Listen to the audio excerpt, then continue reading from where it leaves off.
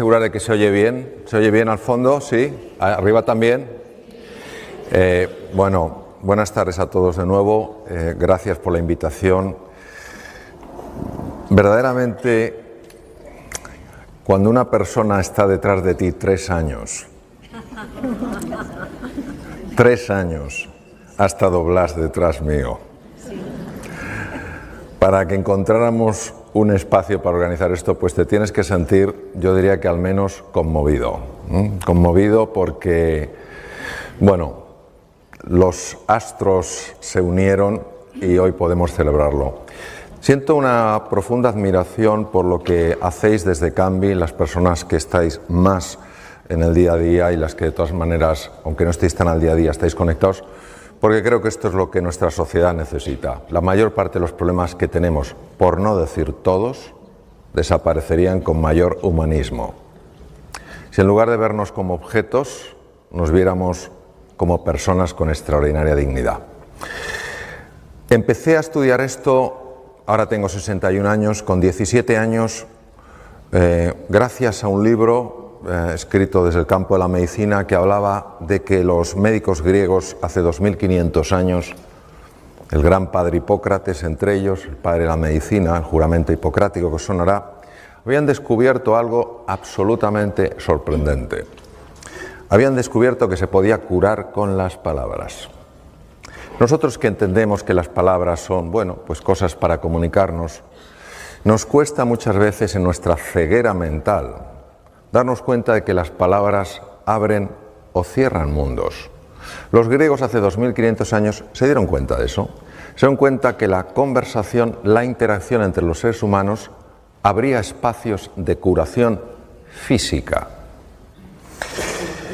En aquella época esto era una auténtica proeza, porque imaginaros lo poco desarrollada que estaba la medicina, la cirugía, y que un grupo de personas cayeran en esto, cayeran en la cuenta que verdaderamente la conversación podía tener tal impacto en la salud, es algo verdaderamente notorio.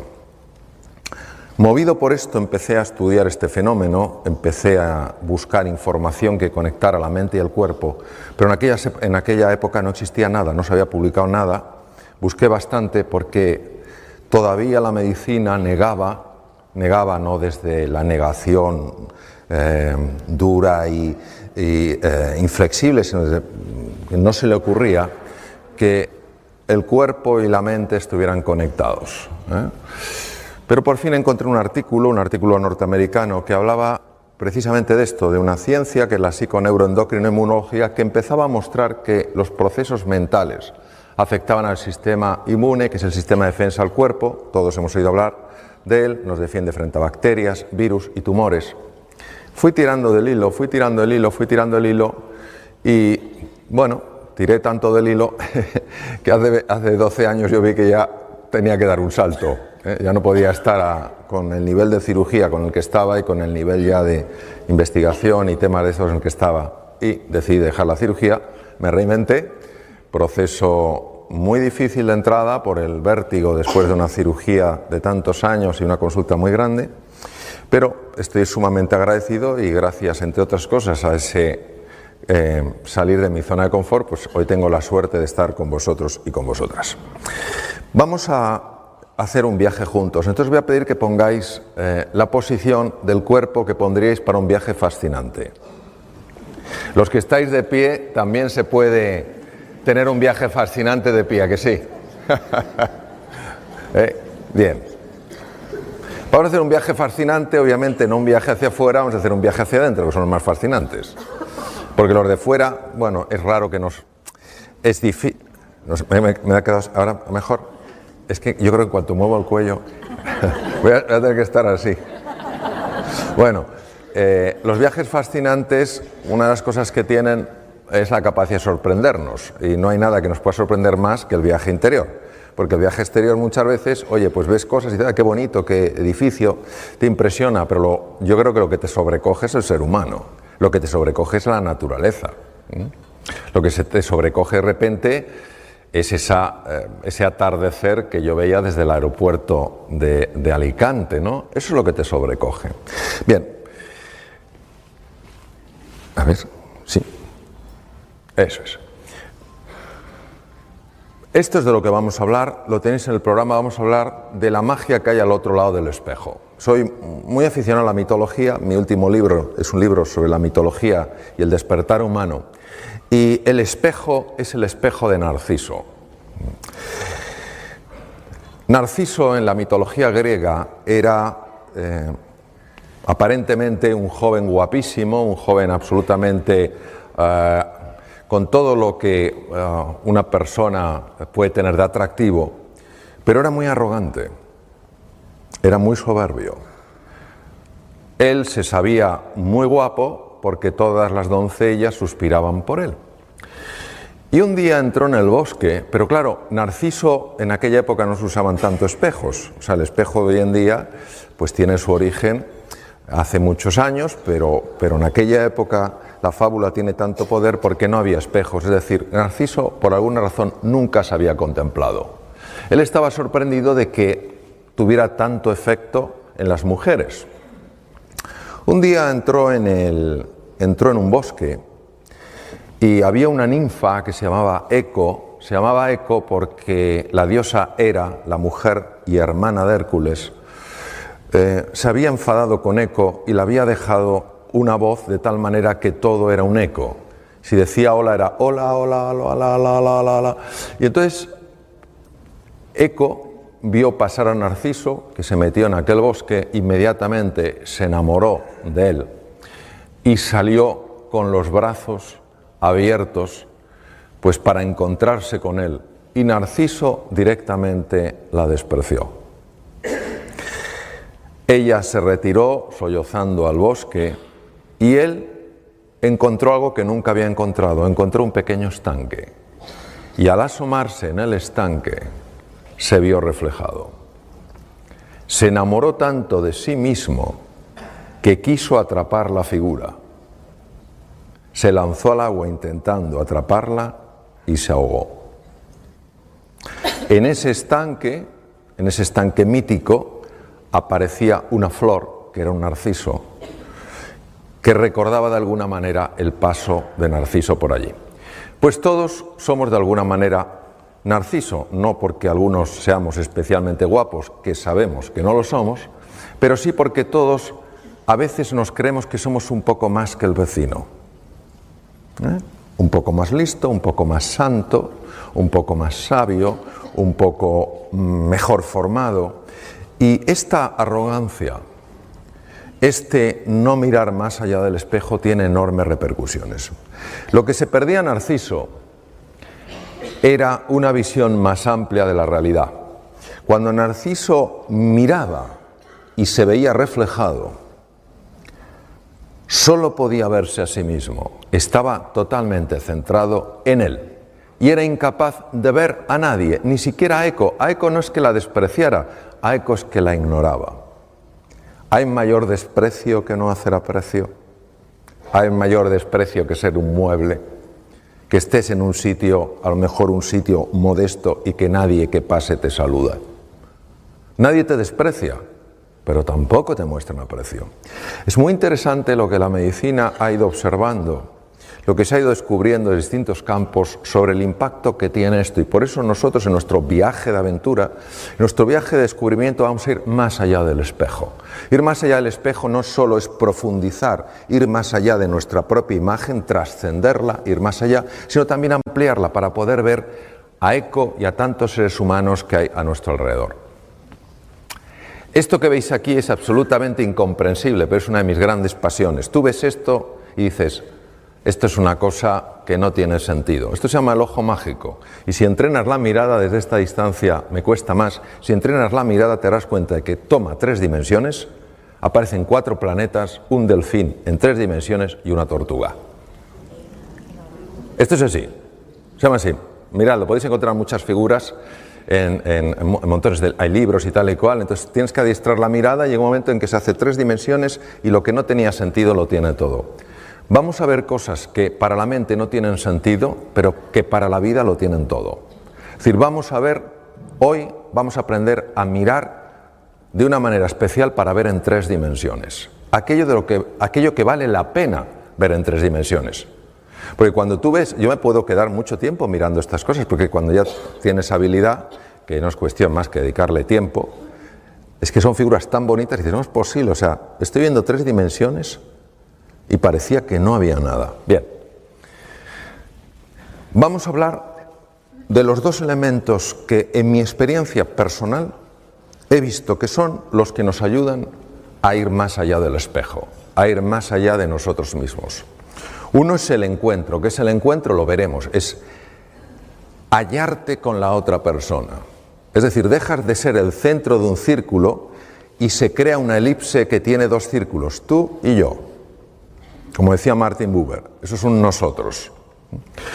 Vamos a ver el impacto del encuentro en muchas cosas, en el funcionamiento del cerebro humano y en la salud. Y vamos a ver el enorme impacto que tiene el silencio.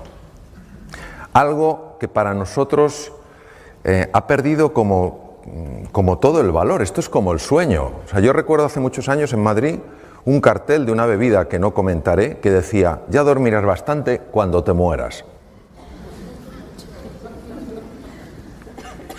Dormir poco es sumamente dañino para la salud, sumamente dañino para la salud.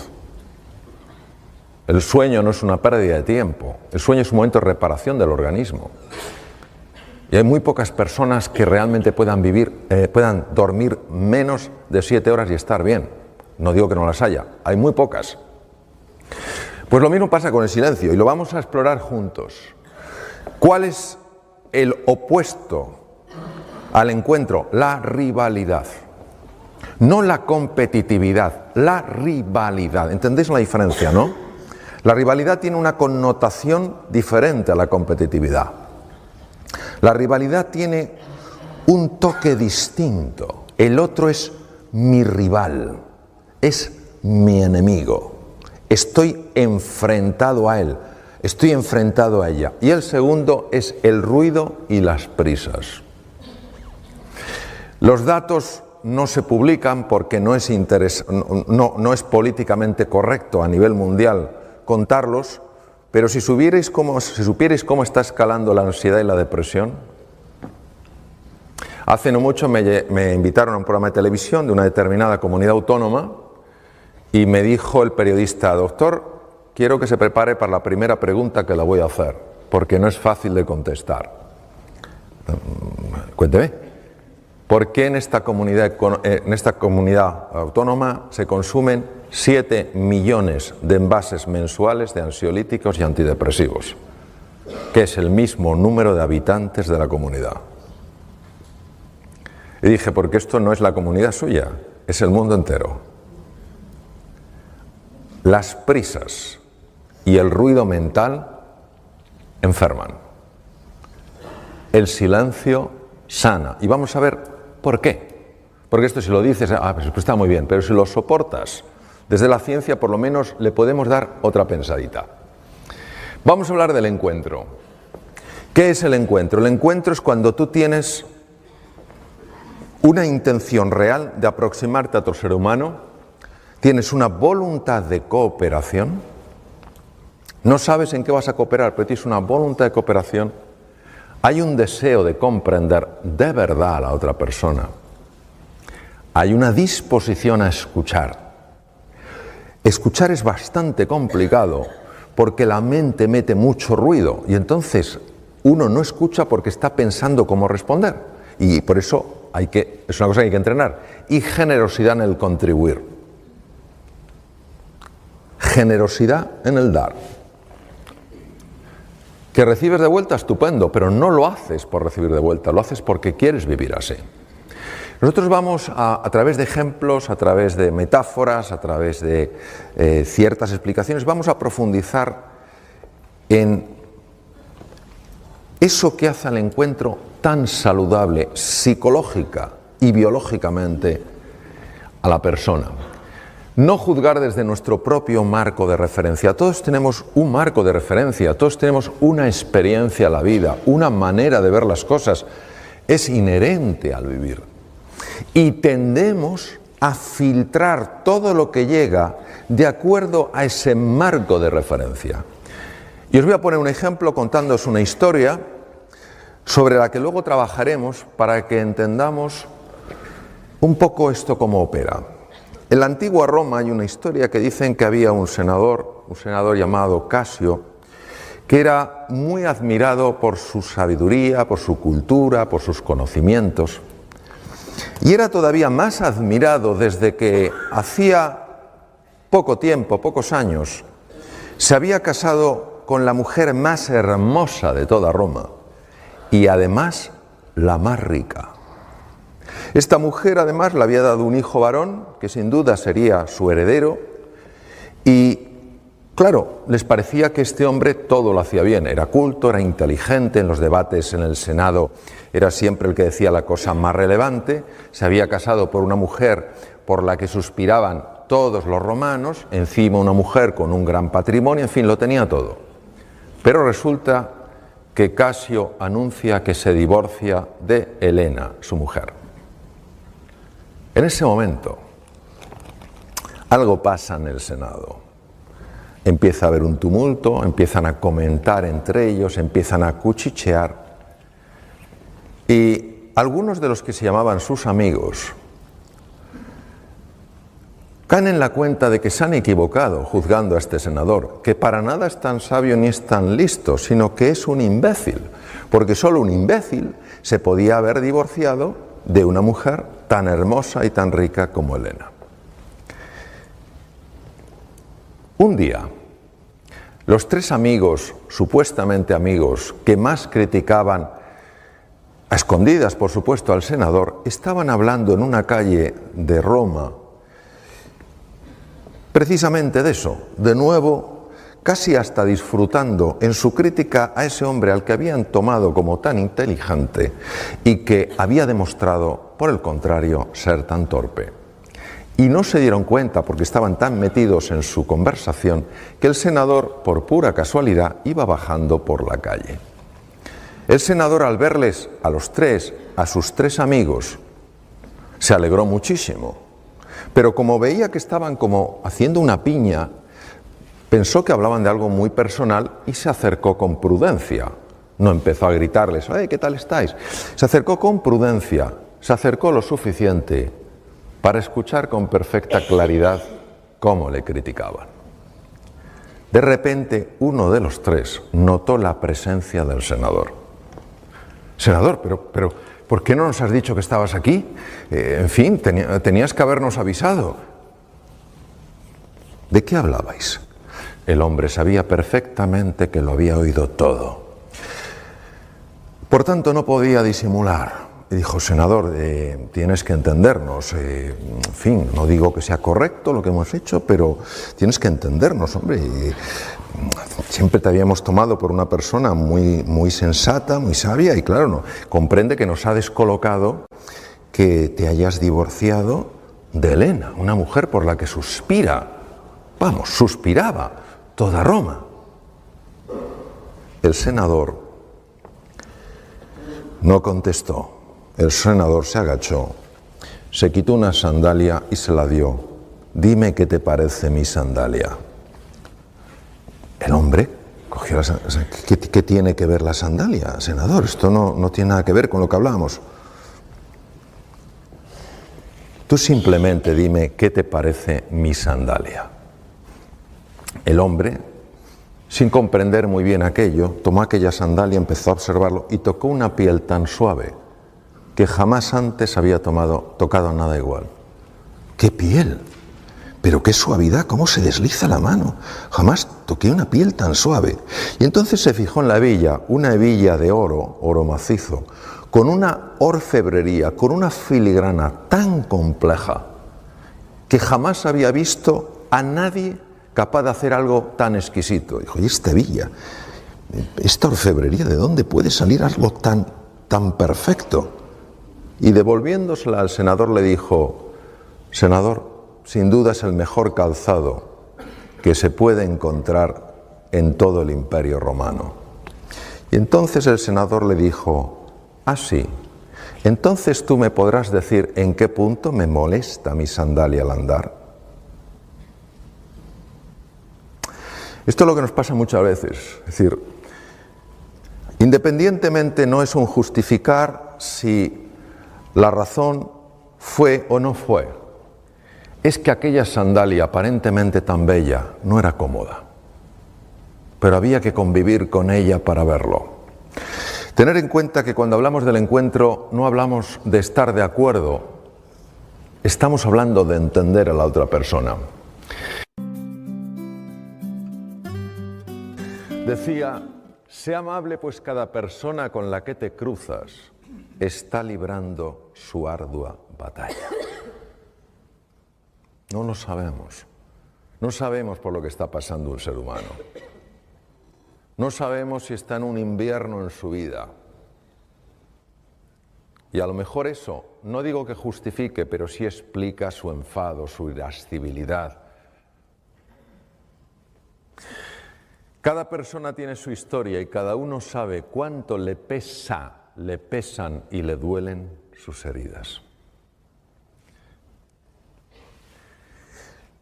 Si realmente queremos crear una conexión emocional, tenemos que comprender y apreciar su mundo, no juzgarlo.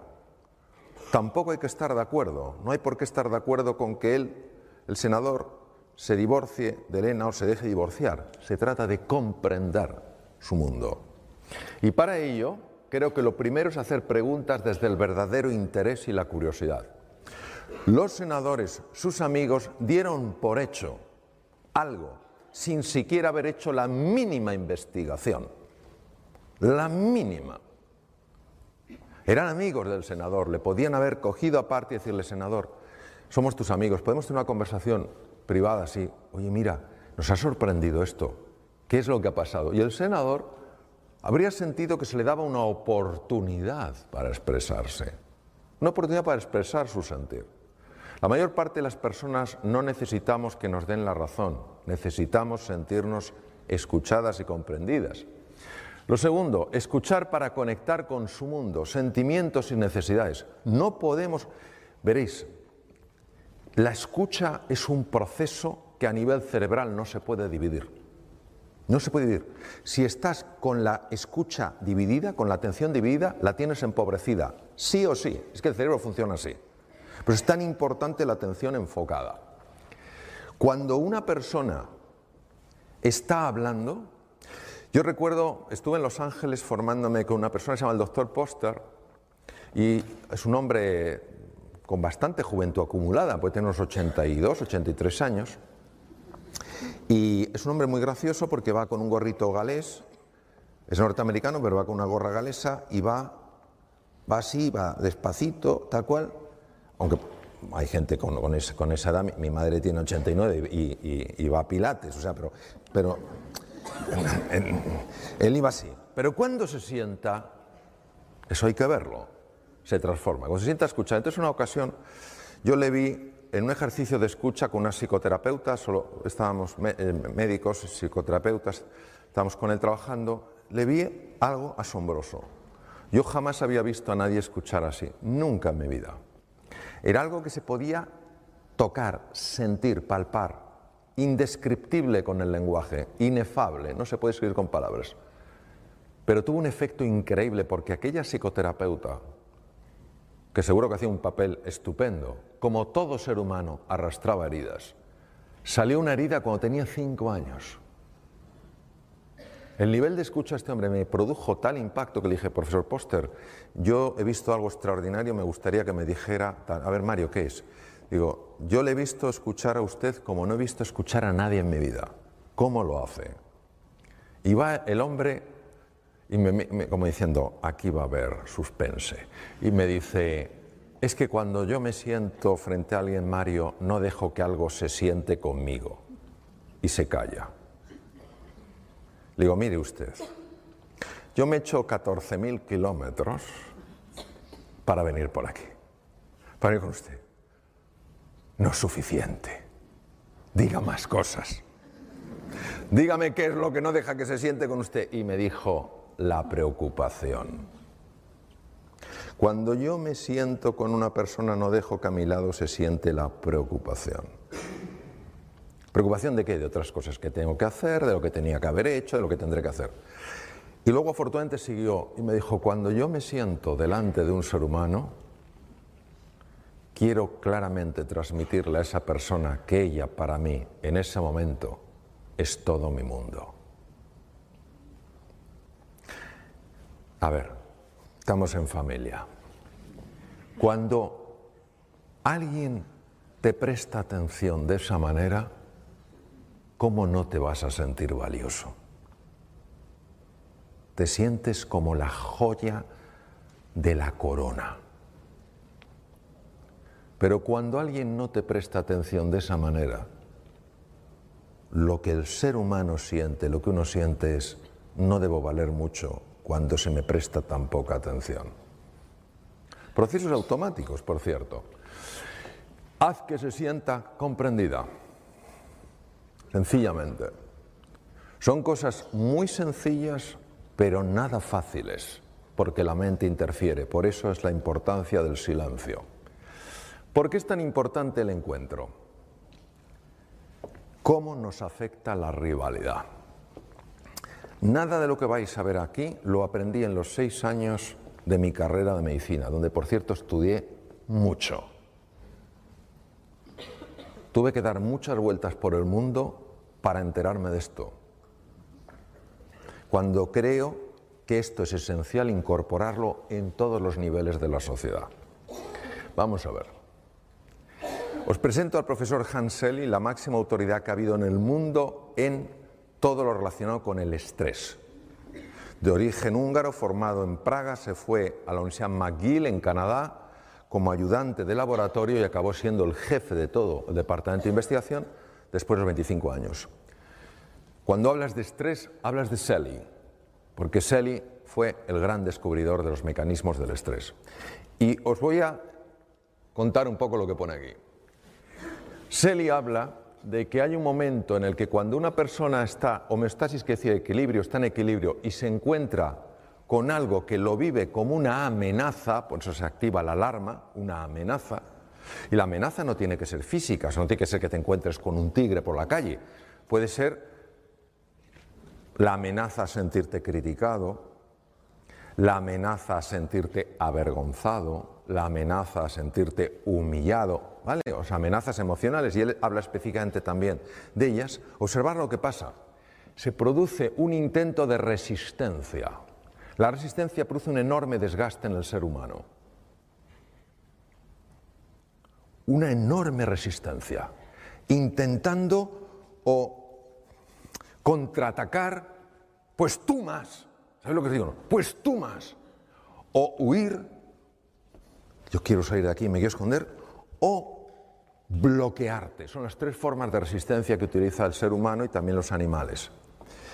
Y fijaros lo que dice Selye. Y bueno, lo dice y sabemos que es así. Pero el primero que dijo fue él. Cuando estás mucho tiempo en esta fase de resistencia, llegas a lo que se llama exhaustion stage, la fase de agotamiento, de breakdown, de hundimiento, y aquí es donde hay más posibilidades de que aparezca la enfermedad. Porque el organismo se ha agotado de tanto resistirse. Se ha agotado. O sea, imaginaros que alguien me está empujando y yo estoy así. Claro, después de un rato yo estoy que no puedo con el cuerpo. Lo bonito es ver cómo el encuentro afecta a esa fase del agotamiento. Cuando una persona se siente amenazada, se siente en peligro, y ya no estamos hablando del peligro físico, que puede darse, pero más difícil en nuestro mundo, cuando se siente amenazada emocionalmente, pues yo no voy a ser capaz de salir adelante, o esto es demasiado difícil, o yo soy poca cosa, el mundo me supera. Cuando una persona se siente amenazada, no que esté amenazada, que se sienta amenazada, se produce lo que se llama una disregulación del sistema nervioso simpático y parasimpático. Muy fácilmente explicar lo siguiente. Aparte del cerebro, cerebelo, la médula que todos conocemos, y de los nervios periféricos, los sensitivos, los motores, etc., hay toda una división importantísima. El sistema nervioso se llama sistema nervioso vegetativo o autonómico, porque siempre se pensó que iba, entre comillas, a su bola. Y tiene dos ramas, tiene el simpático y el parasimpático. El simpático es el encargado de activarse en situaciones de alarma, situaciones de peligro. ¿Por qué? Porque, por ejemplo, lleva sangre a los músculos. Si nos persigue un tigre, imaginaros, cuando éramos en la época del Paleolítico, si nos persigue un tigre dientes de sable, la sangre donde tiene que ir es a los músculos para correr más, no al tubo digestivo. A nadie se le ocurre que si te persigue un tigre dientes de sable y pasas debajo de una higuera llena de higos maduros, digas, qué maduros que están, hagamos una paradita, porque claro, el tigre dientes de sable dice, me lo como, pero además es que se merece que me lo coma. Pues claro, bien, entonces, ¿qué quiere decir? Que el sistema nervioso simpático se activa en situaciones de alarma, situaciones de amenaza. Por tanto, cuando alguien se siente amenazado, los dos sistemas, simpático y parasimpático, que están perfectamente regulados, para estar atento y a la vez relajado, ya no estás relajado, ya estás en situación de amenaza. ¿Cuál es el impacto de esto? El impacto de esto, de la hiperactividad del sistema nervioso simpático, es muy conocido. Y os voy a contar una historia que yo viví para que sea más claro de entender, y sobre la propia historia, que es una historia que yo la viví cuando estaba en mi práctica clínica, hace ya unos años, pues nos va a dar mucha luz para entender luego lo que ocurre en el cuerpo. Un día llega a mi consulta una mujer, pongo una Margarita porque se llamaba Margarita, llega a mi consulta una mujer alta, rubia, con gafas, con cara afable, y que llevaba un sobre de hospital, un sobre plástico blanco de hospital, muy grande, porque recuerdo perfectamente cómo iba así. Y entonces mi enfermera llama, entra, levanta el sobre, me lo deja caer y todavía me acuerdo del ruido que metió al caer. Han pasado muchos años. Me mira a los ojos y me dice, doctor, no puedo más, ayúdeme por favor. Digo, bueno, cuénteme, ¿qué le pasa? Dice, mire doctor, llevo 3 años con un dolor de estómago horroroso. Me han hecho de todo, le traigo todas las pruebas, una cosa así, le traigo todas las pruebas, estoy con omeprazol, ¿sabéis lo que es omeprazol? Como decían los hermanos Mayo, bienvenidos al club, ¿sabes? Estoy con omeprazol, con 40 miligramos de omeprazol, entonces no existía el lansoprazol, pantoprazol, solo existía el omeprazol, que era una medicación que te dejaba el 90% del estómago sin secreción. Dice, no me encuentran nada, me han hecho de todo, pero yo no puedo seguir viviendo así. Señora Margarita, tengo que echar una ojeada a las pruebas. Y sí, doctor, estuve 1 hora, y estoy acostumbrado a ver esas pruebas, claro. Estuve 1 hora viendo aquellas pruebas, todo normal. ¿Sabéis lo que son las endoscopias? Eso de abra la boquita que no se va a enterar. Sédeme, por favor.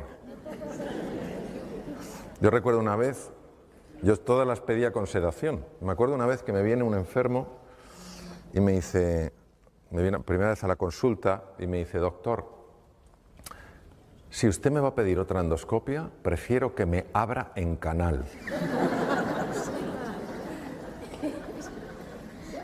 Una cosa tremenda. Bueno, total, la última endoscopia, Margarita, hacía 2 meses, todo normal. Lo veo, sí, todo normal. Y entonces empiezo a darle vueltas al tema. Yo iba ya estudiando esto años y le digo, Margarita, ¿hay algo a usted que le afecte mucho emocionalmente, que lo esté viviendo como una situación de amenaza o algo así?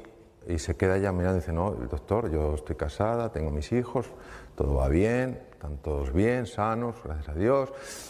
Tengo, en fin, en casa no pasamos apuro económico, no hay nada. Digo, no me refiero a algo que realmente a usted le haya generado un gran susto o una gran preocupación, sino algo que cada día o casi todos los días le genere un poco de tensión, un poco de desagrado. Entonces se queda callada y dice, sí, doctor, hay algo.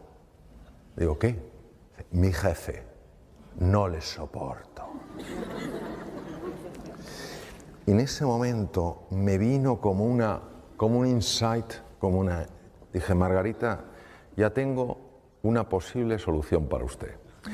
Y nunca lo olvidaré. Me dice, doctor, ¿me va a subir el omeprazol? Digo, Margarita, está usted a dosis máxima, no le puedo subir el omeprazol.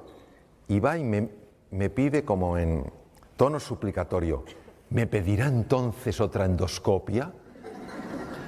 O sea, nadie me ha pedido así una endoscopia. Como si fuera un regalo navideño. Dije, pero Margarita, si la última se la han hecho hace 2 meses. Dice, entonces, ¿qué me puede ofrecer usted? Le dije, pues mire, le ofrezco lo siguiente. Le ofrezco que a partir de ahora, cada vez... Ahora no se oye, ahora sí. No sé qué pasa, se va. Me voy a quedar así, si veis que me quedo... Si veis que me quedo así, no es que me haya pasado nada raro. Es que tengo miedo que no se me oiga. Bien, voy a enganchar esto, por si acaso, para no tanto giro. Bien. Le digo, Margarita, creo que tengo una solución para usted. Me dice eso, endoscopia, digo, no. Cada vez que vaya a la oficina a partir de ahora durante 2 semanas y vea a su jefe, le va a sonreír. Se me queda como la tumba de Tutankamón. Vamos, como la momia. Se me queda así. Yo me imagino, no me lo dijo, me imagino que estaría pensando, qué mala suerte tengo. No solamente me encuentro con un incompetente, sino que además es imbécil. Se queda así, se recupera un poco, hay un silencio, y entonces me mira y me dice, doctor, cambia el tono. Cambió el tono. Sacó uñas. Sí. Doctor, mi jefe no se lo merece. Y yo le dije, no es por él, es por usted. Y me dijo, no me va a salir. Y le dije, pues finja. Se me queda así como diciendo, prepárese que esto es como el frontón. Usted me da, yo soy una pared. Usted me da, es una pared. Y me dice, doctor, es que lo que usted me pide... Se puso como enfadada. Lo que me pide usted es tan raro. Y tal cual. Y dije, Margarita, es que no le puedo ofrecer otra cosa. Entonces ella se fue muy decepcionada. Le dije, 2 semanas, Margarita. Ella me miró como diciendo, usted a mí no me ve el pelo más. Total, se va. Yo doy por hecho, totalmente por hecho, que Margarita no va a volver. A las 2 semanas, yo de tanto quirófanos, consultas y tal, pasan 2 semanas, pasan 15 días, estoy sentado de nuevo en la consulta, en el mismo sitio, mi enfermera tiene la lista de los enfermos y tiene preparadas las fichas, pero yo normalmente ella va entrando y va saliendo, busca al enfermo, lo trae y ya me da la ficha, eso. Empiezan a pasar enfermos y entonces sale y resulta que fuera estaba Margarita. Entra mi enfermera, maravillosa, se llama Pilar, y Margarita desde fuera, antes de entrar, me mira y me dice, hola doctor. No había entrado en la consulta yo. Hola Margarita, que me acordaba. Doctor, si no lo veo, no lo creo. Yo, entre Margarita. Aquí hay una historia que usted me va a contar. Se sienta y digo, cuénteme Margarita. Dice, doctor, lo primero que quiero decirle es que ya no me duele nada el estómago. Dice, pero le voy a contar todo el proceso porque le va a interesar. Y yo, desde luego. Suelte, cuénteme. Dice, mire, yo salí de aquí, entonces para y dice, doctor, primero, segundo le voy a decir una cosa, es usted un médico bastante raro, ¿eh? Y le dije, sí, eso me han dicho. Dice, bueno, le cuento. Yo salí de aquí pensando que era una estupidez lo que me había dicho. Pero no sé por qué decidí probarlo. Total, me había dicho 2 semanas. Dije, lo voy a probar, voy a experimentar, a ver si lo que me ha dicho ese loco funciona. Digo, cuénteme. Dice, mire, el primer día, tuve que utilizar todos los músculos del cuerpo para esbozar una tenue sonrisa. Pero conforme fue pasando el tiempo, algo cambió. Me fue más fácil la sonrisa, pero han pasado una serie de cosas muy interesantes. Digo, cuénteme. Dice, la primera de ellas es que usted no sabe lo que mi jefe ha cambiado. Dice, es otro. No le reconocería. Otro. Mucho más amable, mucho más humano. Otra cosa, no sé qué le ha pasado.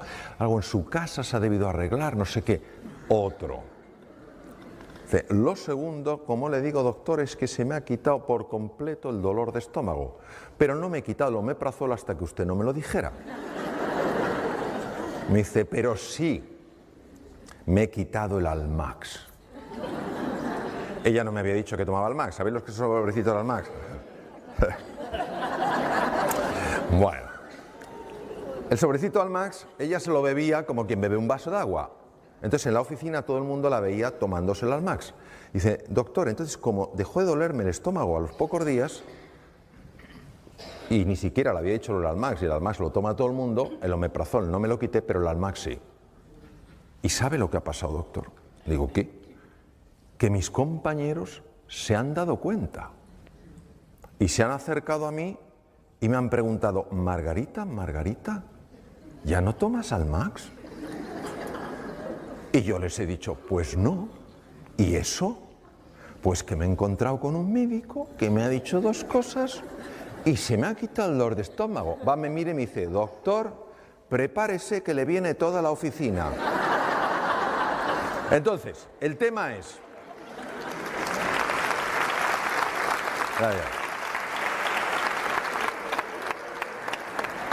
Uno se pregunta, ¿cómo es posible esto? Y ya tenemos una explicación. Tenemos una explicación de por qué el omeprazol no hacía nada y tenemos una explicación de por qué su jefe cambió. Y la explicación ya se conoce. Cuando una persona se siente amenazada, se activan unos núcleos en el cerebro que se llaman amígdalas. Siempre digo lo mismo, pero es que no quiero que haya confusión. Cuando hablo de amígdalas en el cerebro, no estas. Porque en una ocasión, con un grupo de pocas personas, no llevaba imágenes, no llevaba cerebros, que a veces llevo cerebro, empecé a hablar de las amígdalas y una persona empezó a ponerse súper pálida. Y yo digo, este se me cae redondo. Digo, ¿qué le está pasando? Digo, oye, ¿te encuentras bien? Y me dice, no. Digo, ¿pero qué te pasa? Y dice, que estoy entendiendo toda mi vida. Y ya no tiene remedio. Me las quitaron de pequeño.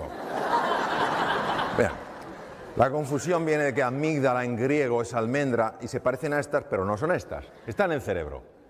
Es nuestro detector de amenaza. Cuando la amígdala se activa ante la percepción de una amenaza, lo primero que hace es robar sangre de la parte anterior del cerebro, lo cual produce cambios muy importantes en la percepción de nuestros recursos, porque al activarse la amígdala y reducirse el aporte de sangre a la zona anterior del cerebro, se pierde capacidad de comprender, se pierde capacidad de aprender, se pierde capacidad de ser creativo y se pierde capacidad de tomar buenas decisiones.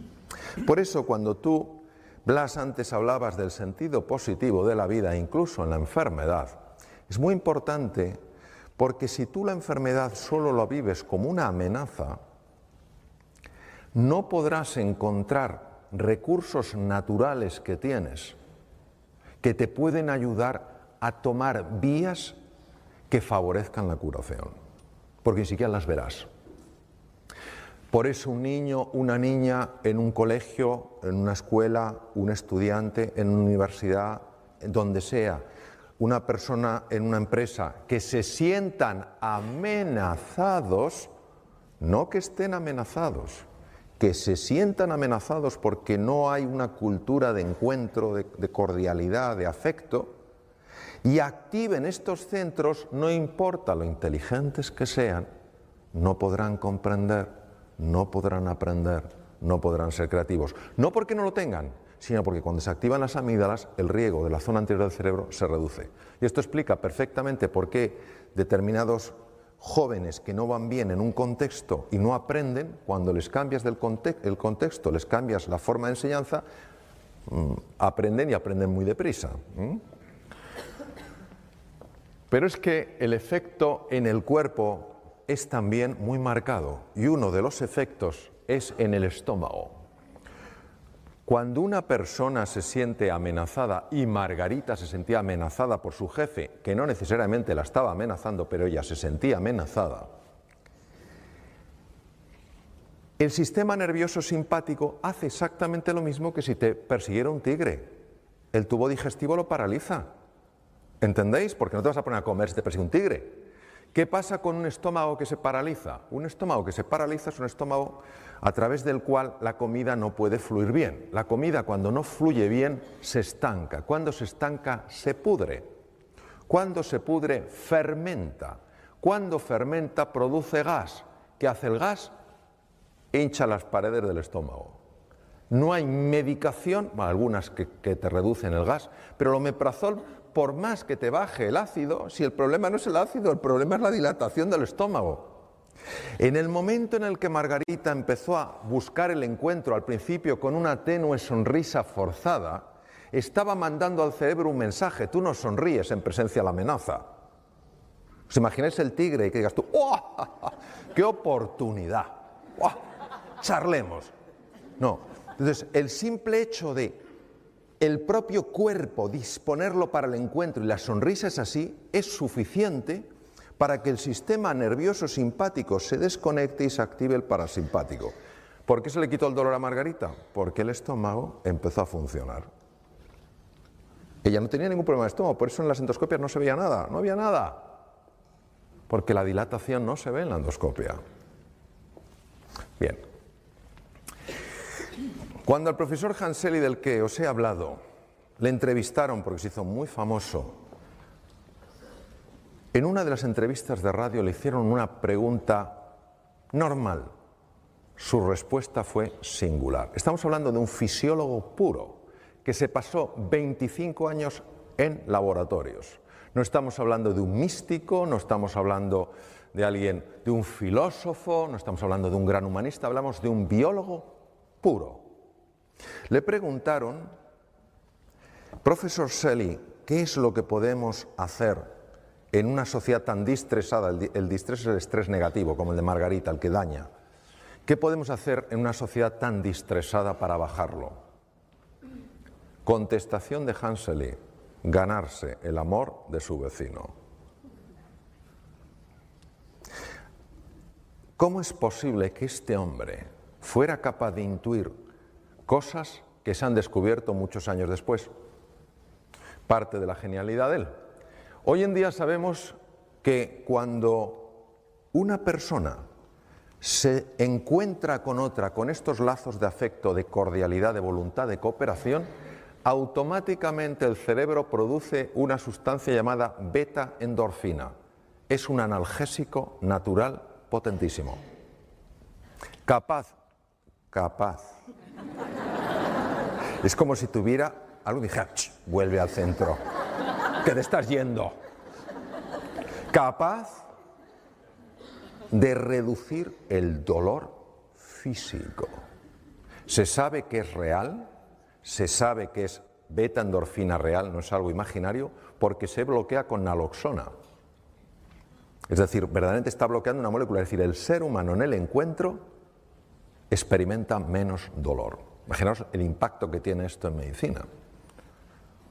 Tiene un impacto tremendo. Yo trabajo en un tema con niños con patologías malignas y esto es una cosa que estamos trabajando muchísimo. Hasta qué punto el encuentro, el sentirte apoyado, etcétera, verdaderamente tiene un impacto en la reducción del dolor, ¿no? Bien, pero lo siguiente que tampoco sabía el doctor Selly, pero lo intuyó, fue que cuando dos seres humanos tienen esa voluntad de encontrarse, esa voluntad de cooperar, esa voluntad de colaborar, se libera en sangre una hormona llamada oxitocina. Las damas que estáis aquí diréis, esta hormona es mía. Yo soy mujer, yo he dado a luz, la lactación, todo lo que es el parto, la oxitocina, sí, pero también la tenemos los hombres y mujeres. La oxitocina es la hormona que se llama la hormona del amor, porque cuando tú te conectas con un ser humano, amistad, amor romántico, amor filial, lo que quieras, agapé, amor como elección, La oxitocina protege naturalmente contra la enfermedad. Es un protector, por ejemplo, un protector del corazón y baja las cifras del LDL, del Low Density Lipoprotein, el colesterol, digamos, que se llama colesterol malo. Yo trabajaba de cirujano en Boston, en un hospital, él estaba enfrente, me enteré de su obra, luego me formé con él. ¿Dónde estás? Bien. Es el doctor Herbert Benson, presidente del Instituto Mente-Cuerpo en la Universidad de Harvard, que redescubrió algo que había sido descubierto hace miles de años, redescubrió que la mente ruidosa genera enfermedad. Que esta especie de rumiación, es lo que digo, que te pasa una cosa por la mañana que te incomoda y está uno todo el día con lo mismo. Todo el día, parece una vaca, rumiando, somos así. Entonces él se enfadaba, me recuerdo en su despacho, decía: parar el tren de pensamientos perturbadores que entran sin tu permiso en la conciencia. Yo lo veía que se ponía como una moto. Ya lo entiendo por qué. A él le importaba mucho acabar con la hipertensión arterial, que sabéis que va dañando las arterias, y él sabía que si se conseguía activar el parasimpático, sistema nervioso parasimpático, las personas seríamos menos reactivas y por tanto la tensión se regularía. Se fue a Dharamsala, en el norte de la India, donde vivía la comunidad tibetana. Después de un año de negociaciones empezó a decirle: doctor Benson, no es que esté mejor ya de la salud, que estoy mucho mejor, es que pienso con más claridad, es que resuelvo mejor las cosas. ¿Qué me está pasando? Entonces él empezó a estudiar la creatividad. ¿Qué le pasa? Sincronización entre los dos hemisferios. Lo que no pueden separar, lo que no pueden resolver de forma independiente, sí lo pueden resolver de forma conjunta. Nuestra mente se parece a un mar revuelto lleno de olas que no nos deja pensar, que no nos deja ver las cosas con claridad, y cuando uno serena ese agua, pues puede descubrir lo que hay fuera. Vamos a hacer un ejercicio. Un ejercicio, sé que dais talleres de esto, es lo que se llama hoy mindfulness, en el sánscrito es vipassana y shamatha, atención estable, vipassana, profundizar, insight, descubrir, ir más allá.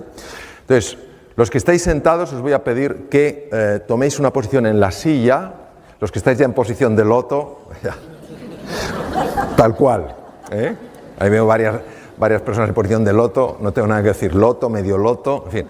Sentados con la espalda recta, el cuello largo quiere decir que la barbilla hacia abajo, ahora me dirigiré especialmente a los que estáis de pie, el cuello hacia abajo, la espalda recta, los pies descruzados, las manos con las palmas abiertas en los muslos, no en los del vecino, o en el regazo. El ideal son las palmas hacia arriba, ¿vale? A los que estáis de pie, os sugiero encarecidamente que mantengáis los ojos abiertos. Es verdad, lo digo en serio, porque es muy importante, pero no por ello que no sigáis incluso con los ojos abiertos, porque hay una cosa que es mindful walking, donde tú estás con los ojos abiertos y estás meditando. O sea, que no penséis que por tener los ojos abiertos no se puede meditar. Entonces, pero sí que tengáis los ojos abiertos o entreabiertos, ¿vale? ¿De acuerdo? ¿Estamos todos en posición? Si tenéis algo, algo que os pese, si es un abrigo, nada, pero si es una cosa pesada la ponéis en el suelo, ¿vale? Entonces vamos a hacer este ejercicio, que es muy sencillo.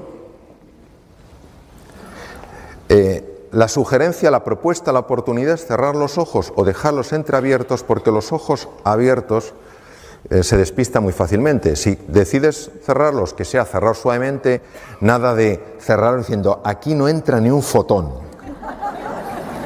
No hay que hacer ninguna presión. Si son cerrados, amablemente cerrados, y son entreabiertos, suavemente entreabiertos, y como tienes el cuello largo, mirando un poco hacia abajo, ¿vale? Entonces, voy a poner un poco de musiquita. Lo que voy a pediros, por favor, es que toméis conciencia de la posición de vuestro cuerpo en la silla.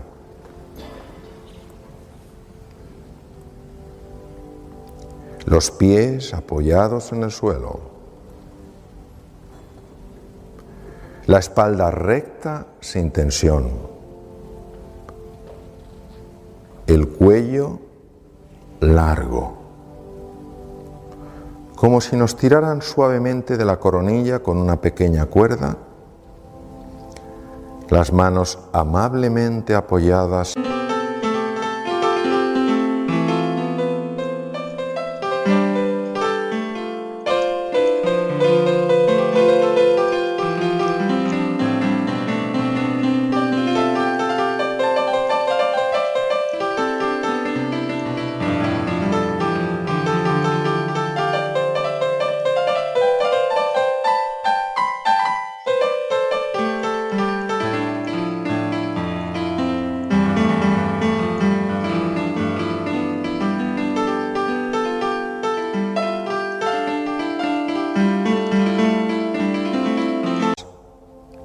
en los muslos, en el regazo.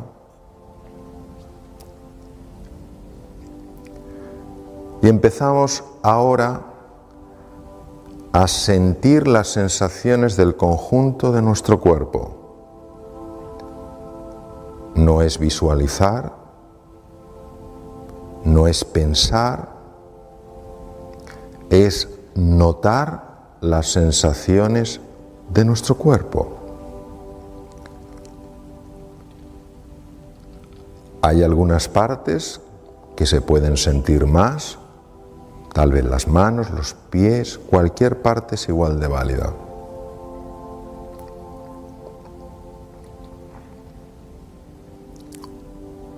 Y si algún pensamiento nos distrae, con amabilidad, con gentileza y con firmeza,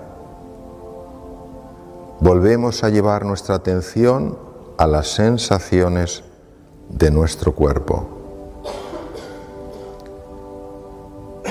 Y si algún pensamiento nos arrastra a una experiencia pasada o una inquietud futura, tomamos conciencia y sin enfadarnos, con tranquilidad, con gentileza y con firmeza, llevamos de nuevo la atención a las sensaciones del cuerpo.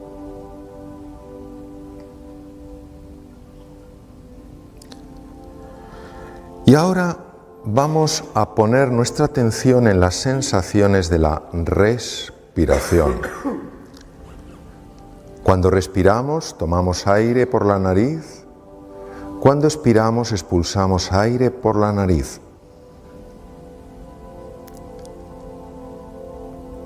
Y cada uno nota esa sensación de la inspiración y de la expiración con mayor intensidad en alguna parte del cuerpo. Algunos en el abdomen, otros en el tórax, otros en los orificios de la nariz. Y es la respiración la que nos va a ir introduciendo en el silencio. Un silencio del que hablaba Federico García Lorca. Escucha, hijo mío, el silencio. Es un silencio ondulado, un silencio donde resbalan valles y ecos y que inclina todas las frentes hacia el suelo.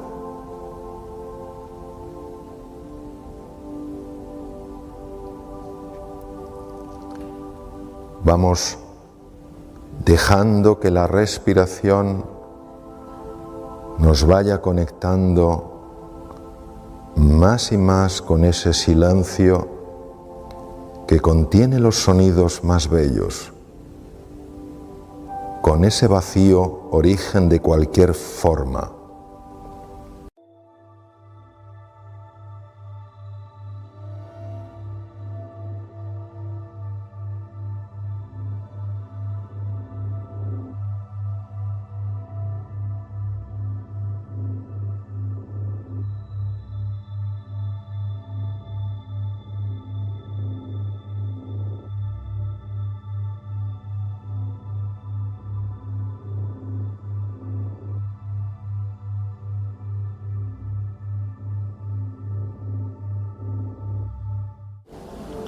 Magnífico. Muy bien.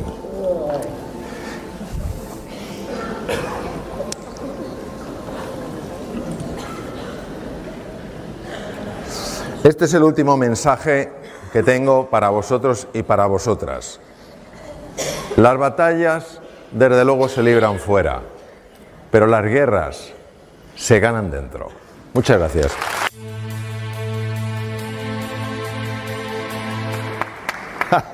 Bueno, muchas gracias por la generosidad del aplauso. ¿Cómo sois aquí? ¡Qué barbaridad, qué maravilla! Vamos a ver, tenemos un ratito, porque nos alargamos un poco, tenemos un ratito para algunas preguntas, si queréis. Yo voy a procurar ser muy breve. El tema de las preguntas, sí os pediría lo siguiente. Primero, que sean breves y pensando en todos, pensando en cosas que nos puedan servir a todos para profundizar, inquietudes que que podamos tener, para que haya un poco más de tiempo en el escaso que tenemos de que puedan intervenir más personas. Sí os pedirían eso, preguntas muy específicas, muy concretas, dentro de lo que uno pueda. Aquí tenemos Tanasio con el micrófono. Ahí tenemos una dama, a por ella. Lo único que os pido es el nombre de pila, ¿vale? Me digáis el nombre para que os pueda... Ah, José tiene otro allí, ¿verdad? Sí. Ahí tienes otra dama detrás tuyo, a la izquierda. Hola, Mari Carmen. Mari Carmen, bien. Quería saber cómo consiguió el rey transmitirle a su hijo el concepto de serenidad, transmitirle a él la serenidad, porque no nos lo ha dicho. Claro que no te lo dice, está muy bien. Tú ten en cuenta que toda fábula tiene múltiples lecturas. Yo te diría lo siguiente. Yo creo que para podérselo transmitir a su hijo el príncipe, primero él tenía que haber puesto palabras a algo que no había puesto palabras. Porque el propio rey en un momento determinado dijo, esto es lo que yo quiero. De muchas veces nosotros no conseguimos, no digo que siempre, no conseguimos impactar a otras personas en algo que nos parece muy valioso porque nos falta a nosotros mismos hondura en la comprensión. No sé si me estoy explicando. Es decir, yo creo que el rey, en el momento en el que él vio aquello, entendió que a su hijo le había hablado de la serenidad, de la tranquilidad, pero no le había conseguido transmitir que la serenidad no es vivir sin problemas, que la serenidad es saber dónde enfocarte cuando tienes problemas. Entonces creo, desde mi modesta interpretación, que el rey descubrió un nuevo abordaje que no había utilizado con su hijo. A veces es tema de que te digan las cosas de una manera determinada para que tú digas, ah, pues esto para mí tiene sentido. Ahora, no lo sé. Se queda en el aire y yo te invito a que escribas la segunda parte de la fábula. Porque seguro que se te ocurre algo fantástico. Quiero decir, lo digo en serio, ¿eh? Porque si te inquieta eso, dices, pues, y a partir de ahí, tu propia imaginación y tu propia creatividad, Mari Carmen, puede decir, oye, zaca, esto sigue por aquí. Sí, pero claro, sí, pero, sí. A ver, no he nacido ayer. Sé, lo sé. Pero ¿sabes lo que pasa? A mí me gusta esto del riesgo. ¿Sabes lo que pasa, Mari Carmen? Hay cosas que nadie te las puede decir, solo tú las puedes descubrir. Cada vez estoy más convencido que lo que nosotros decimos es el dedo que apunta a la luna, es el humilde dedo que apunta a la luna. Nada de lo que yo pueda decir, ninguna metáfora que pueda utilizar, puede a ti darte lo que buscas, solo señalarte hacia un sitio para que tú lo explores y lo descubras. Es un tema de descubrimiento. Te lo digo porque yo tengo 3 hijos. Sabéis que los hijos se distinguen en dos grupos, oasis y maestros. Hijo oasis, a cenar, lo dices una vez y está ahí. ¿Qué hay de cena? Espinacas, qué ricas. No quiere ver la tele y te pregunta, ¿qué tal en el trabajo, mami? ¿Qué tal, papi? Tú empiezas a notar algo nuevo, babeas. De verdad dices, sí, ¿reconocen tu valía? Entonces, claro, te lo comerías. luego me irás a dar un besito de buenas noches y llega y te lo ves con la mantita hasta aquí, como un peluche. Ese es el hijo oasis, el hijo maestro, a cenar. Ya me lo has dicho 7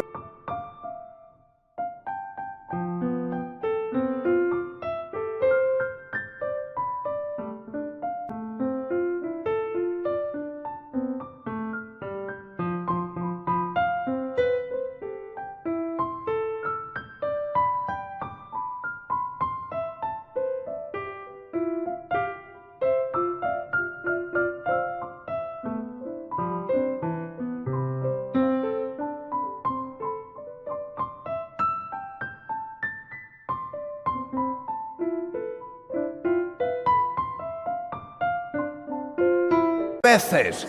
Por eso, esta es la octava.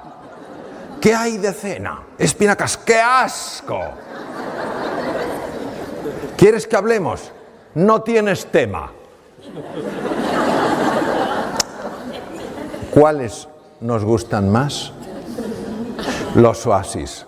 ¿Cuáles necesitamos? Los maestros.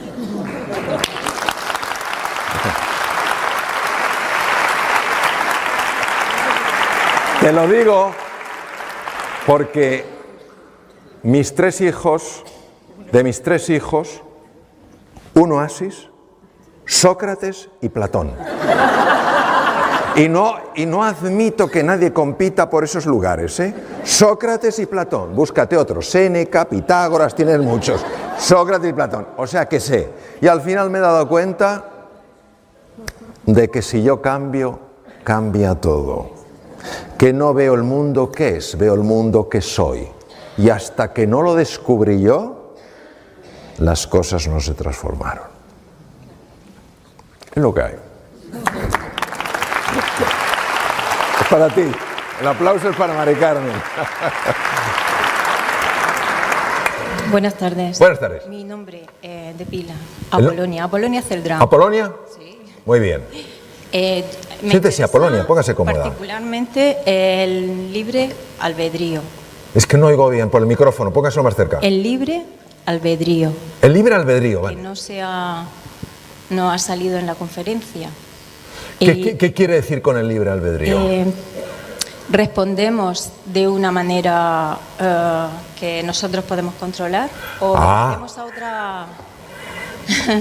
Porque a mí me ha parecido que en un momento usted como que obedecía a otra cosa, igual que en ocasiones...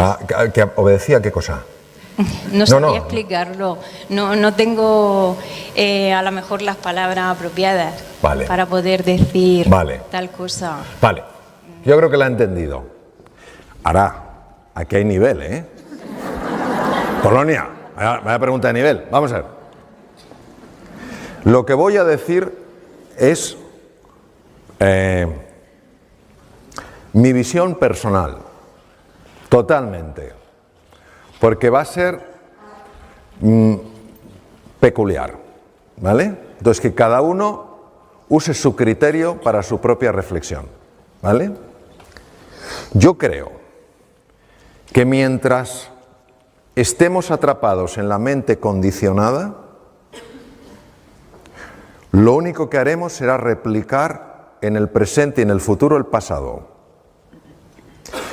Creo que la única manera de experimentar la libertad que tenemos por nacimiento es elevar el nivel de conciencia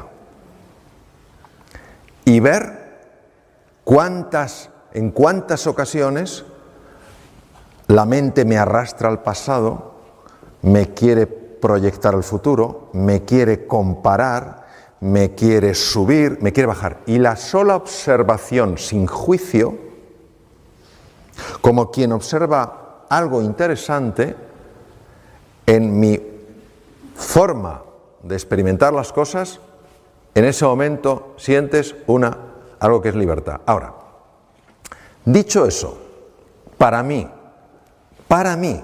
¿entendéis? Para mí, la libertad es dejarme guiar por la vida. Para mí es la libertad. Es decir, dejar de esforzarme desde la mente, dejar de luchar, dejar de resistirme y permitirme ser guiado por una sabiduría que trasciende toda comprensión desde la mente. Es como lo veo. Pero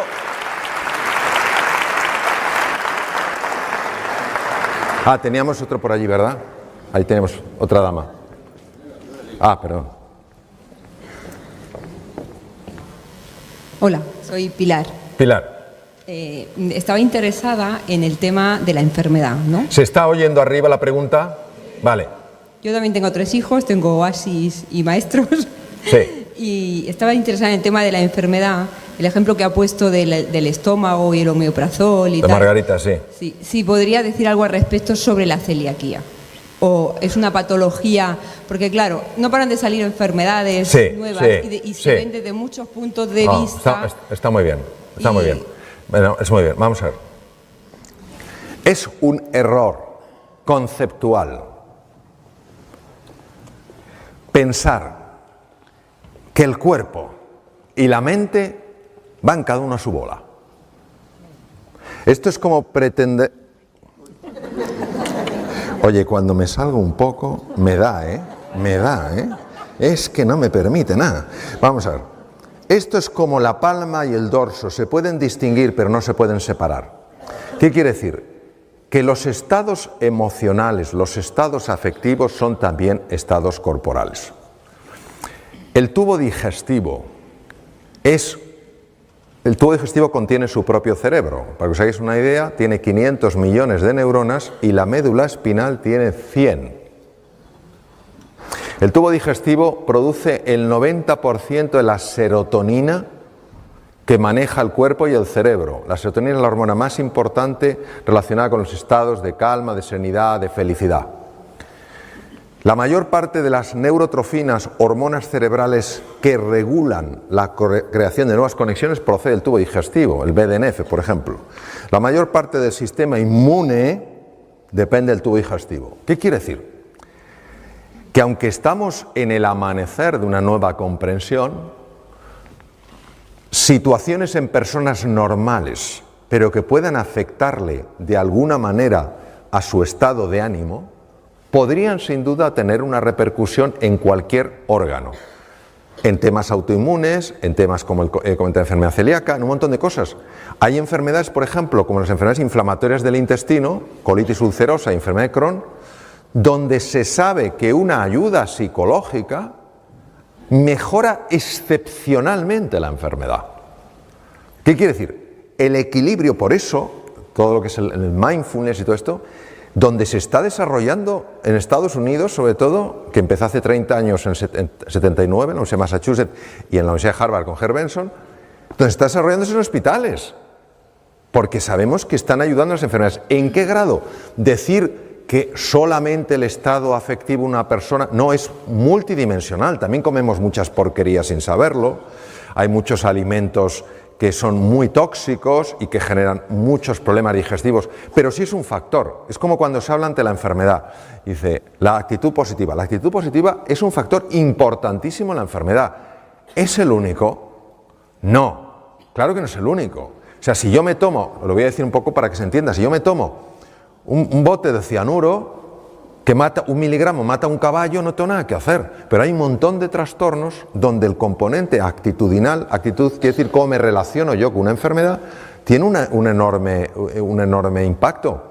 Por ejemplo, una persona que tenga una enfermedad, aunque humanamente es lógico que se resista, que se enfade, si yo hago deporte, como sano, me inflo de zumo de granada, no sé qué tal cual. ¿Por qué me pasa a mí? No hay explicación, no sé por qué, pero esa resistencia sabemos que activa la amígdala y produce una subida del cortisol. Entonces, aceptar no es resignarse, es asumir que esa es la realidad que me toca, que esa es la tormenta en la que vivo y que a partir de ahora yo no me resisto a eso, sencillamente trabajo con eso. La pregunta más peligrosa que una persona puede hacerse con una enfermedad siempre que se quede enganchada es ¿por qué a mí?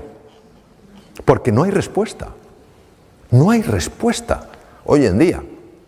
Pero dices, mira, este es el desafío, no lo entiendo, mi raciocinio...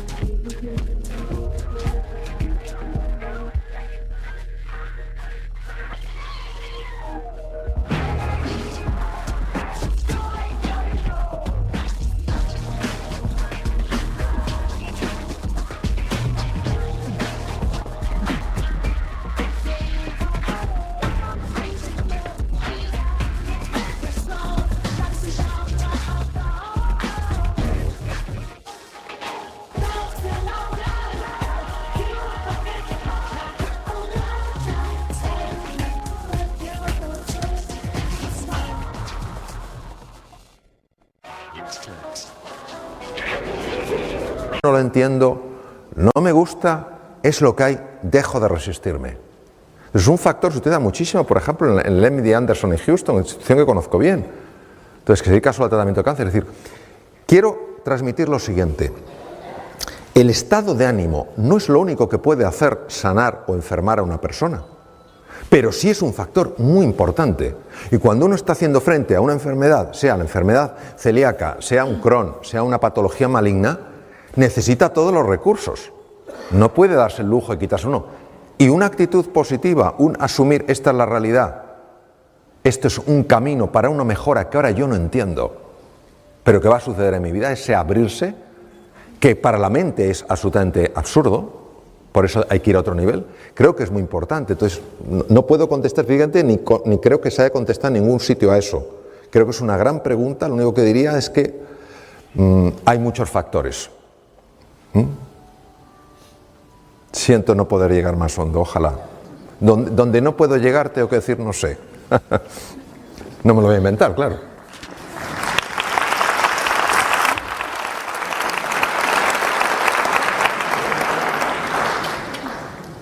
Había una persona allí, sí, perdón, sí. Después usted. Gracias, mi nombre es Conchita, quería darle las gracias especialmente. Hemos venido 3 compañeras y amigas de un hospital. No somos sanitarias, pero llevamos mucho tiempo trabajando y relacionándonos con profesionales sanitarios. Y mi reflexión y mi pregunta es, ¿por qué, si es tan claro, usted mismo decía que a los 17 años ya tuvo esa inquietud entre el cuerpo y la mente?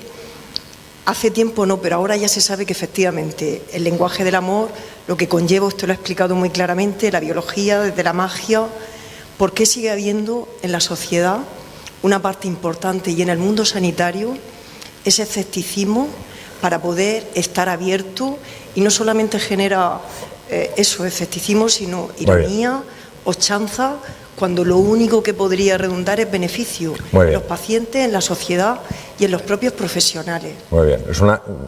¿Se ha oído bien la pregunta? Es que la pregunta es mejor que la respuesta, entonces más vale que hayáis encontrado la pregunta. Bien, vamos a ver. Yo quiero hacer varios comentarios. Primero, un comentario de agradecimiento, es un tema importante. Primer comentario. Para generar salud no hay que pasar por la Facultad de Medicina. Todos estamos en el campo de la salud. No hay que llevar bata blanca para ayudar a una persona a sanar. Entonces sí está en el campo. Primer punto. Y a lo mejor está ayudando a sanarse a más personas de las que se están curando por otros métodos más tradicionales. Número 1. Número 2. Honestamente creo que en España tenemos algunos de los mejores profesionales de salud que hay en el mundo.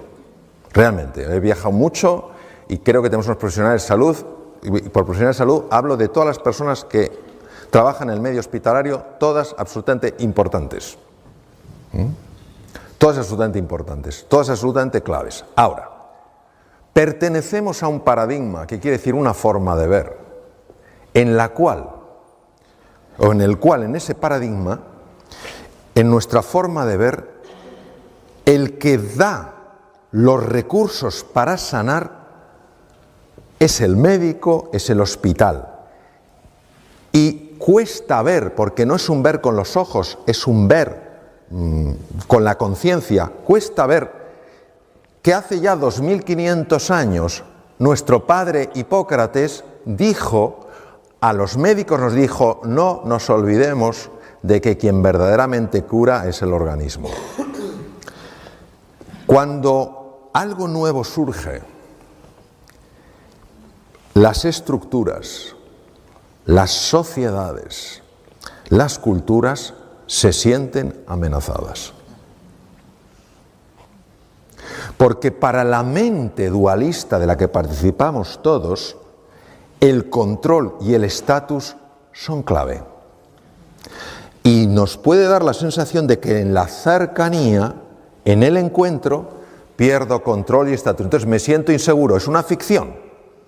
Es una ficción.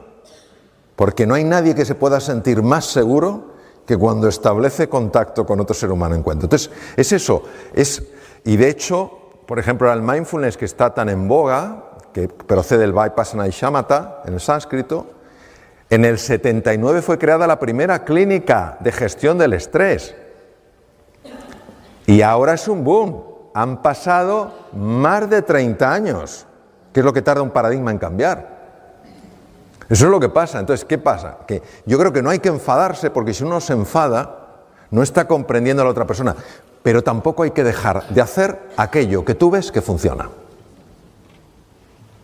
sea, ni le obligas a nadie a comprar tu idea, se la propones que se ríe. Es su opción, pero no la hagas la tuya. Que no te valoren algo, no quiere decir que no valga. Quiere decir que a lo mejor esos ojos todavía no saben valorar algo.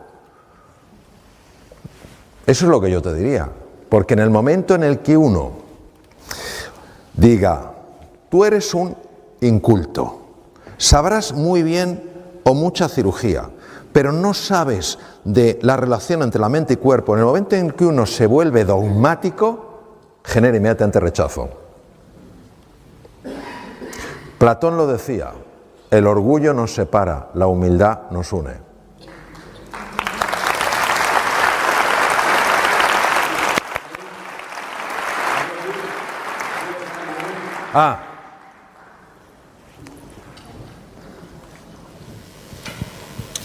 Hola.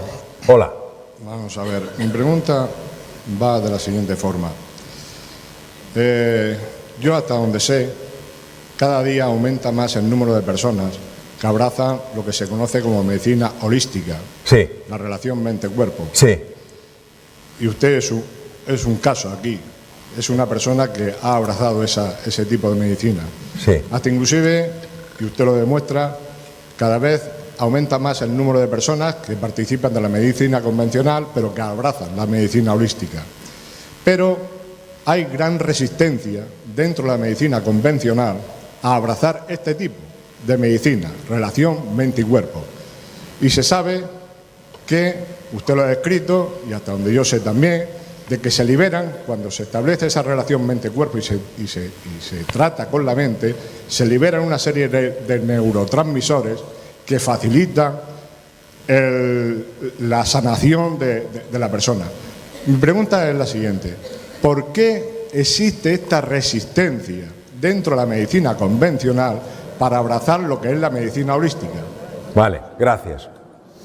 Vale. Hace 500 años,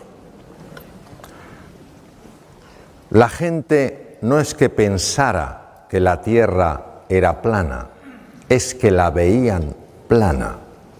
¿Por qué sabemos que la veían plana? Porque nadie navegaba más allá de la línea del horizonte. Cuando apareció un loco llamado Colón, le dijeron, ¿a dónde vas tú? Dice, no, es que creo que la Tierra es redonda, tengo argumentos. Eso es parte de la ceguera de la humanidad. Ninguna idea nueva es tomada de entrada con júbilos, con cohetes. Le voy a poner un ejemplo. En 1968, la relojería suiza llevaba 150 años haciendo relojes. Un país pequeño, tiene el tamaño de Galicia, dominaba el 80%... 80% del negocio. Había 68.000 trabajadores en la industria relojera, ¿vale? 68.000, 80% del negocio. En 10 años, de 1968 a 1978, cayó del 80% de los beneficios al 10% y se hizo un ERE de 50.000 trabajadores. Quedaron 18.000. La razón de ello...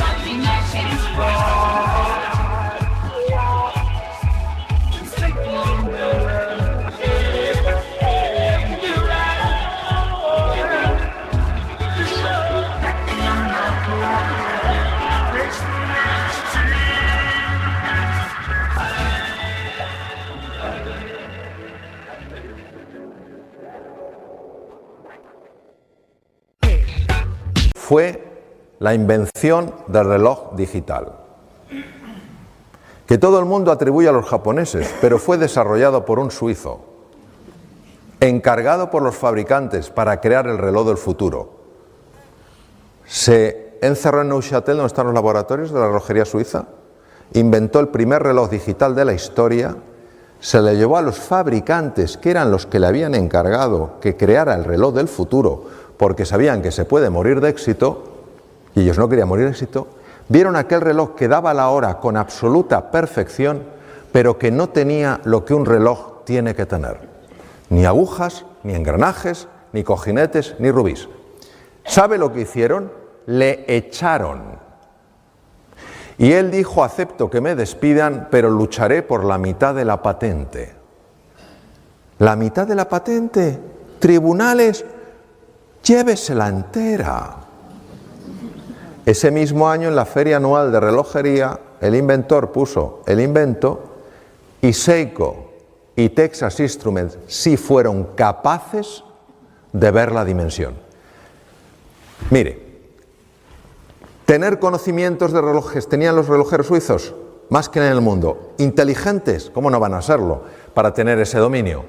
Pero es que estamos hablando de que el gran problema del ser humano es la arrogancia, la vanidad, el pensar que lo que ha sido hasta ahora será siempre. Yo comprendo que los relojeros no dijeran: ¡oh, a la mierda los relojes de agujas, el reloj digital! No, pero podían haber dicho: esto es un poco raro, pero ahora que viene la feria anual vamos a explorar. La mente dualista no quiere explorar, solo quiere juzgar. ¿Qué revela esto? Revela algo que no solo pasa en la sanidad. Albert Einstein fue a su plaza de profesor adjunto en la Universidad de Heidelberg, en Alemania, y para optar a la plaza presentó la teoría de la relatividad. ¿Sabe por qué no la admitieron? Porque dijeron que tenía un valor únicamente estético. Ha sido así toda la vida. Es parte de nuestra condición. Encontrarte con una persona que esté dispuesta a escuchar y explorar hay pocos, pero el caso es que sucede. Alguno de mis maestros, Herbert Benson, fue tomado, cardiólogo de la Universidad de Harvard, fue tomado como un rarito. John Kabat-Zinn, otro rarito. Pero aguantaron, porque creían. Y uno aquí empezó a abrir los ojos, otro aquí, y eso es la vida. Entonces, tenemos que entender que es parte de la vida, llevarlo con mucha serenidad y a la vez con la convicción, esto ya aunque no me mueva no suena. Sí, no, pero para que lo tengan ellos. Y además con la convicción de que vale la pena. Pero yo creo que es importantísimo eso, creer sin obligar a otros a creer. Esto siempre ha de ser una propuesta, una oportunidad, porque si por más información que tengamos la intentamos imponer, de nuevo aparece en el juego el ego. Mire, el ego es una estructura curiosa, es la mente dualista, es el ego. Cuando metes ego en la ecuación, antes o después tendrás escasez. Solo cuando sale de la ecuación hay abundancia. Entonces, serenidad, paciencia y adelante, es lo que diría yo.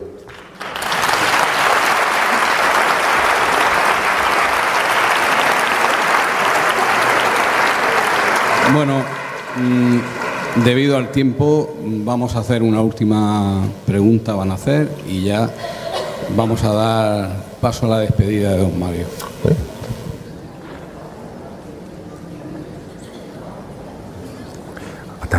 Atanasio, pásame luego el micrófono, porque si no, cuando ya termine. Me llamo Lola y bueno, darte las gracias, yo creo que como todos, en nombre de todos. Y bueno, yo tenía interés porque comentaras algo sobre la zona de confort. Últimamente oigo hablar mucho de los beneficios de salir de la zona de confort y yo tengo la sensación oigo eso, pero por otro lado es que la vida te saca tantas veces de la zona de confort como que parece ser que es beneficioso, pero realmente nosotros lo que intentamos es conseguir estar ahí. Vale. Es muy complicado cuando la vida te saca. Vale. Bien, sí. En fin. Vamos a ver. La zona de confort es una zona que no se puede entender desde el intelecto. Solo se entiende desde el sentimiento. En la zona de confort yo puedo estar sufriendo, pero me siento seguro. ¿Quién me siento seguro? Yo. ¿Estoy seguro? Puedo estar absolutamente inseguro, pero mi mente se siente segura porque controla, porque es familiar. ¿Cuál es el problema de quedarse en la zona de confort? El problema de quedarse en la zona de confort es que en la zona de confort no hay crecimiento y no hay evolución. No hay crecimiento y no hay evolución. Ni siquiera hay seguridad, porque todo está cambiando constantemente. ¿Cómo sale uno de la zona de confort? A veces, como ha dicho usted muy bien, Lola, porque la vida le saca. Entonces, cuando la vida le saca, lo que la mente quiere es que uno vuelva. Como aquel que decía, el futuro ya no es lo que era. Claro, no puede ser, ni harto de vino, no puede ser. Entonces, claro, cuando uno está en la zona de confort no tiene más remedio que explorar, que buscar, y ahí empieza a crecer. Porque el cerebro, si le das una salida fácil, no buscará una solución. ¿Cuándo sale una persona de la zona de confort sin que la vida le saque? En mi experiencia, solo en 2 ocasiones. Uno, cuando toca fondo. Dice, hasta aquí hemos llegado. Y otra, cuando escucha algo, lee algo, siente algo que le inspira y la invita a viajar a un mundo por descubrir. Cuando la persona ha salido de la zona de confort y crece y evoluciona, ha cambiado incluso genéticamente. Lo que pasa es que perdemos la referencia. Muchas veces los demás lo notan. ¿Qué quiere decir? Que el mundo en el que estamos ahora, se llama mundo VUCA, volátil, incierto, complejo y ambiguo, nos ha pillado a todos con el pie al revés. Entonces, nos aferramos a lo que hemos hecho siempre porque es lo que nos da la sensación de seguridad. Entiendo que tenemos que aprender a sentirnos seguros en la inseguridad y desde mi punto de vista, y hablo como el estudiante menos aventajado del mundo, de lo único de lo que te puedes fiar y lo único que te puede dar seguridad es la vida. Vida con mayúscula. Y una persona, vamos a ver, lo opuesto a la muerte no es la vida, es el nacimiento. ¿Por qué nosotros no tenemos que vivir asustados? Porque nosotros no tenemos vida, nosotros somos vida. Y cuando uno es vida, no hay final.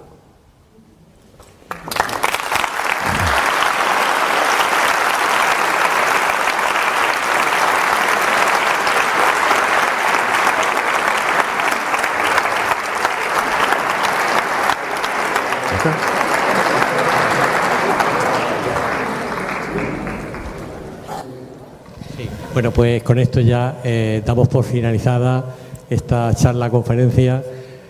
Gracias, Mario, gracias por estar aquí, gracias a todos por asistir y por compartir.